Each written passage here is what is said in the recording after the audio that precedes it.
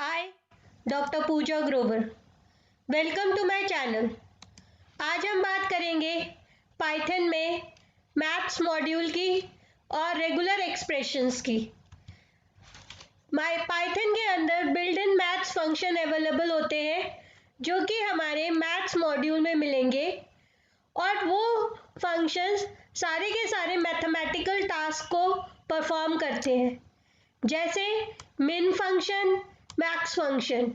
मिन फंक्शन क्या करेगा, वो एक सेट ऑफ नंबर्स में से मिनिमम नंबर को डिस्प्ले करेगा।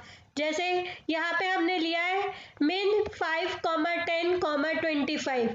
तो इन तीनों में जो सबसे स्मॉलेस्ट नंबर है वो है 5।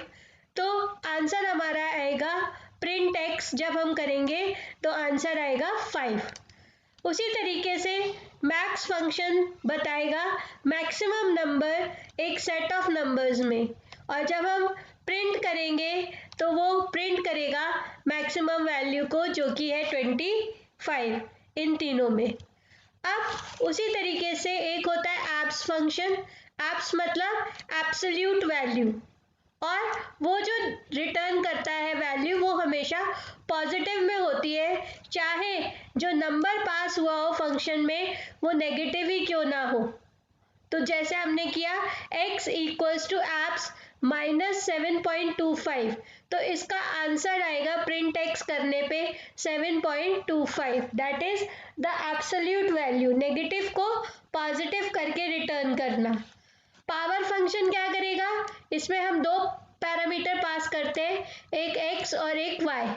तो जैसे हमारा होता है, हमने पास किया 4,3, तो ये हो जाएगा 4⁻3। दैट मीन्स 4 को 3 बार मल्टीप्लाई करना, और उसके बाद जो आंसर आएगा वो है 64, जो कि प्रिंट एक्स प्रिंट करेगा। उसी तरीके से जब हम प्रोग्राम के अंदर मैथ्स फंक्शंस को यूज करना चाहते हैं तो हम मैथ्स के लाइब्रेरी को इंपोर्ट करते हैं उसके अंदर, और उसके लिए हम लिखते हैं इंपोर्ट मैथ। उससे क्या होगा, जितने भी मैथ फंक्शंस अवेलेबल है मॉड्यूल के अंदर वो हम प्रोग्राम में यूज कर सकेंगे। साथ ही एक फंक्शन है स्क्वायर रूट, जो क्या करेगा, रिटर्न करेगा square root of the number that we have passed as a parameter. जैसे हमने यहाँ किया x equals to math dot square root 64। तो 64 का अगर मैं नॉर्मली स्क्वायर रूट देखूँ तो वो होगा 8।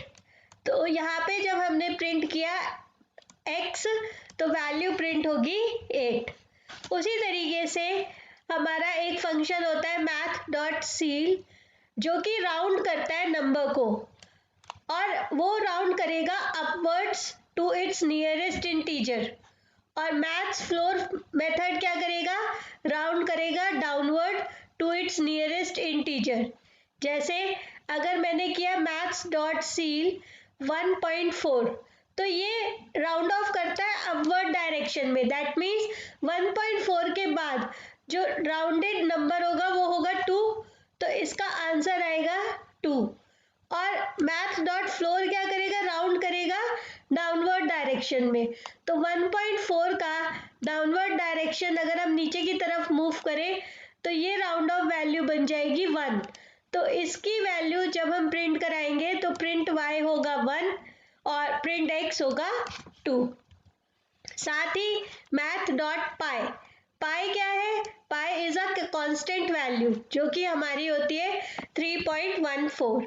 जब हम इसको लिखते हैं x equals to math dot pi और प्रिंट कराएंगे x की वैल्यू, तो प्रिंट ये वाला नंबर होगा 3.141592653589793। That means the exact value of pi will be printed. ये राउंड ऑफ वैल्यू प्रिंट नहीं करेगा।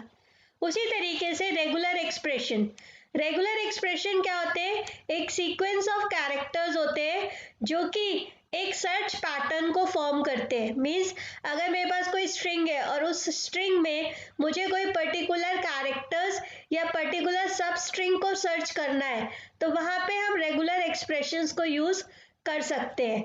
तो regular expressions can be used to check if a string contains a specific search pattern.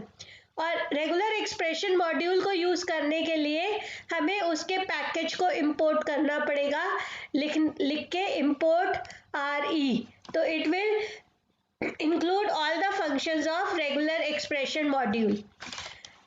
अब यहाँ पे हमने क्या किया है कि हमने इंपोर्ट किया RE को. उसके बाद मैंने एक टेक्स्ट लिया है. टेक्स्ट के अंदर मैंने एक स्ट्रिंग पास की है, द रेन इन स्पेन. अब मैं इस पर्टिकुलर स्ट्रिंग में कोई चीज सर्च करना चाहती हूँ.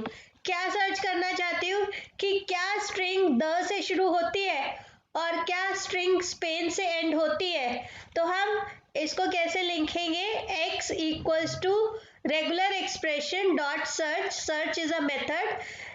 The dot asterisk Spain comma text. तो इससे क्या होगा, वो ये चेक करेगा कि क्या इस स्ट्रिंग में स्टार्टिंग लेटर हमारा या स्टार्टिंग वर्ड द है और एंडिंग वर्ड स्पेन है. अगर है तो रिटर्न करेगा answer yes we have a match. Regular expressions के कुछ फंक्शंस होते हैं जो हम यूज कर सकते हैं, जैसे फाइंड ऑल रिटर्न्स अ listing containing all matches. Means find all क्या करेगा कि सारे के सारे मैचेस रिटर्न करेगा. जैसे अगर मैंने कोई 10 लाइंस का पैराग्राफ लिखा है और उन 10 लाइंस में मैं फाइंड आउट करना चाहती हूँ कि द एग्जिस्ट करता है, तो वो सारे के सारे मैचेस को रिटर्न करेगा जहां जहां पे द होगा. सर्च क्या करेगा, returns a match object if there is a match anywhere in a string. तो अगर स्ट्रिंग के अंदर कहीं भी वो मैच एग्जिस्ट कर रहा है तो वो यस रिटर्न कर देगा. स्प्लिट फंक्शन क्या करेगा, return a list where the string has been split at each match. अब क्या होगा कि अगर मेरी एक स्ट्रिंग है और मैं कोई वर्ड सर्च कर रही हूँ, तो वो सर्च वर्ड जहाँ पे मिलेगा वहां से मेरी स्ट्रिंग जो है वो स्प्लिट मतलब ब्रेक हो जाएगी दो पार्ट्स के अंदर. सब क्या करेगा, रिप्लेसेस वन और many matches with the string. Means अगर कोई एक मैच एग्जिस्ट कर रहा है और मुझे उस मैच को दूसरे वर्ड के साथ रिप्लेस करना है तो मैं सब फंक्शन को यूज करूंगी. जैसे यहाँ पे हमने फाइंड ऑल किया है और टेक्स्ट लिया है the rain in Spain. x equals to regular expression dot find all AI comma TXT. मतलब AI को मैं ढूंढना चाहती हूँ इस स्ट्रिंग में, तो AI रेन में भी है, AI स्पेन में भी है. तो जब मैं प्रिंट कराऊंगी x को तो वो 2 बार AI को प्रिंट करेगा. मीन्स सारे मैचेस को फाइंड करेगा. नेक्स्ट है कि the list contain the matches in the order they are found.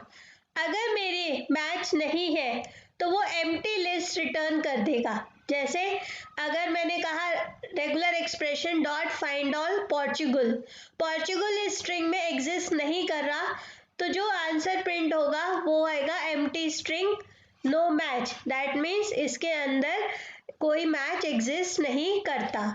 Search क्या करेगा, search is the string for the match. जैसे मैंने क्या किया, text equals to the rain in Spain, x equals to regular expression dot search slash s comma TXT.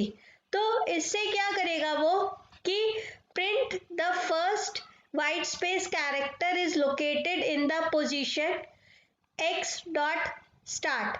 Means अगर मुझे ये find out करना है कि पहला स्पेस कहाँ पे दिया गया है स्ट्रिंग के अंदर, तो मैंने क्या किया, मैंने पहले स्पेस को सर्च कराया सर्च मेथड से. उसके बाद मैंने स्टार्ट मेथड से उस पोजीशन को प्रिंट कराया. तो हमेशा जो स्ट्रिंग है वो 0 वैल्यू से शुरू होती है. तो T 0 पे है, H 1 पे है, E 2 पे है और स्पेस कहाँ पे है, पोजीशन नंबर 3 पे है. तो इसका आंसर आएगा the first white space character is located in position 3. अगर कोई मैच नहीं होता तो वो नन रिटर्न कर देता है. जैसे यहाँ पे उन्होंने नन रिटर्न कर दिया. नेक्स्ट है स्प्लिट फंक्शन। जैसे मैंने बताया था, ये स्प्लिट कर देगा एट ईच मैच, जहां जहां पे मैच मिलेगा। अब मैंने क्या किया, the rain in Spain, regular expression dot split slash S comma txt।